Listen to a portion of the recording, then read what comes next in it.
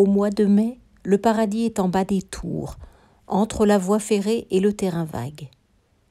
Le paradis est contre l'autoroute. Il sent la menthe et les tomates mûres. On y entend le vent dans les feuilles du poirier. Le paradis est un carré de terre bien peigné, semé de radis, de capucines et de courgettes à venir. Ce sont des petits mondes de 10 mètres par 15, cousus les uns aux autres par des haies de rosiers et des chemins étroits. Au mois de mai, il se réveille, les cabanes s'ouvrent, les oiseaux reviennent, les pivoines explosent. On les appelait jardins ouvriers quand l'abbé Lemire les créa en 1897.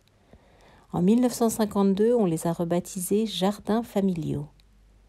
Ils sont à Ris-Orangis, Saint-Denis, Brest et partout ailleurs en France et à l'étranger. Certains ruissellent de fleurs, certains ont la sobriété des buis taillés, d'autres la prévoyance du potager. Chaque parcelle est un étendard, on y montre ses goûts et sa manière de vivre. On ose ce qu'on n'oserait jamais dans les barres d'immeubles où l'on habite à 2 pas. On ose le petit moulin de bois, le pagodon, le banc des amoureux entre les bambous nains. On se prête un outil, on fait la fête dès qu'on peut. C'est petit, on est si proche, on se débrouille pour s'entendre. Chaque geste a des conséquences à 3 pas de soi.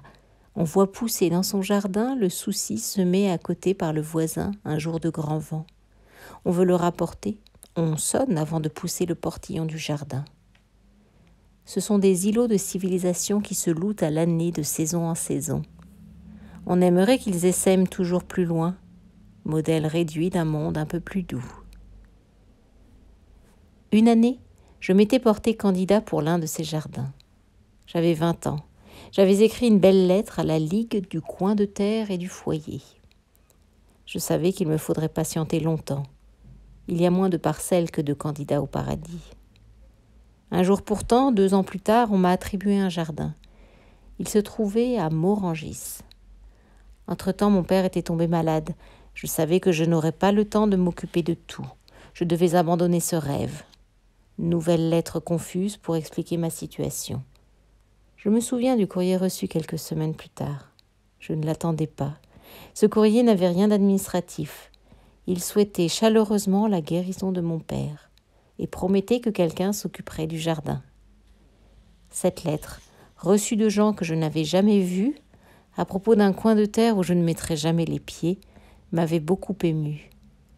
J'avais l'impression d'un jardinier voisin avec son chapeau et sa bêche qui m'aurait dit par-dessus la haie de liseron « Occupez-vous de votre père, j'arroserai ». Je pense souvent à ce jardin inconnu et à ceux qui le soignent toujours, à Morangis.